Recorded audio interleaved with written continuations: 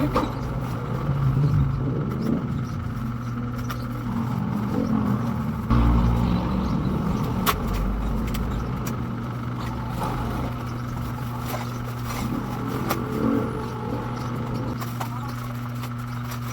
mura sa Shopee na to, no? Mga accessories. Mga accessories sa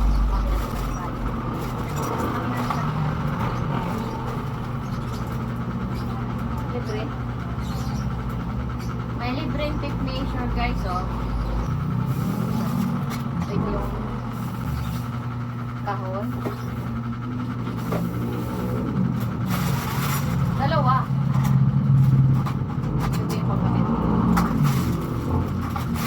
Ito yung naman yung stand lang sinulit.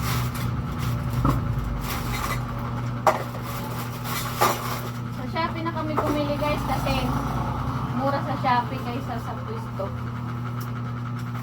So ito naman ang Misa. Misa na machine. Ang bigat niya. Ano yan?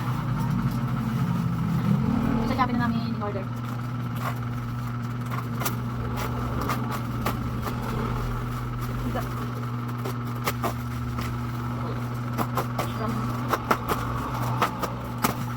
Ewan ko lang kung legit.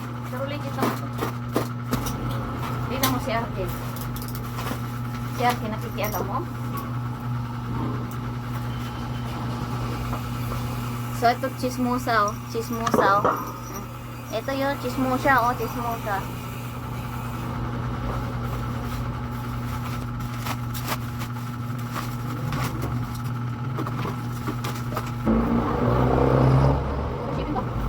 So, ayan guys.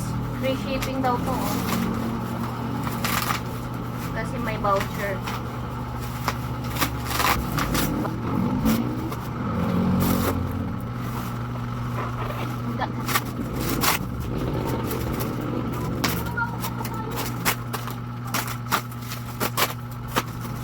Ano?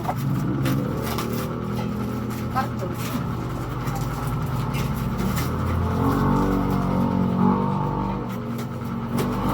Pero kumututuan. Ang karton lang. Yun lang ang laman. So ito, may free ba to? Free karayom at saka may binigay silang free screw. Accessories. Ito yung ano, pang rewind ng sinulit. Pang rewind na sinulit. So the moment of truth, ang ating Nisa. Nisa ng machine. Pabigat kasi siya. Hindi may iwasan dito. Bibigat.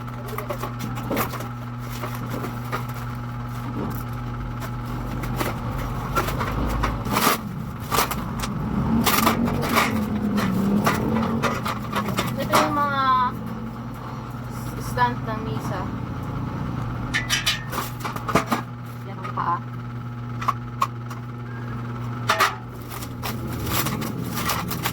Ito yung mga brace.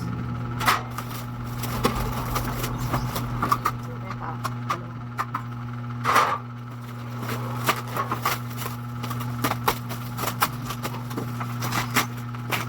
Ano? So ito yung apakan sa mga accessories. Tornilyo. Tapos, ang Misa natin ay brand new. Ay, kasi lang guys, pabigat ng Misa sa kapasibig. Sa mga gilid niya, mayroong mga crack. Yun talaga ang mahirap pagka sa shipping. Ayan guys. Meron siyang crack dito. Yan. Yan. Yan. Yan ang crack na balatan. Tsaka sa mga gilid, hindi maiwasan na magka mayupi.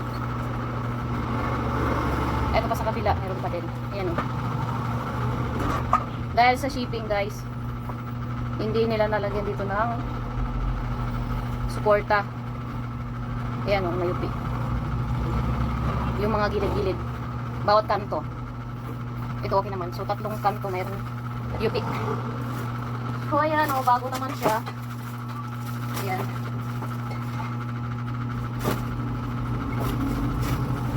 So, makinis pa siya. Kaso, ang side niya, may mga UP. So, okay lang yan. Ang importante, buo ang kanyang frame. Ito naman ang mahalaga dyan eh. Buong to. So, ayan na. Mamaya, assemble namin.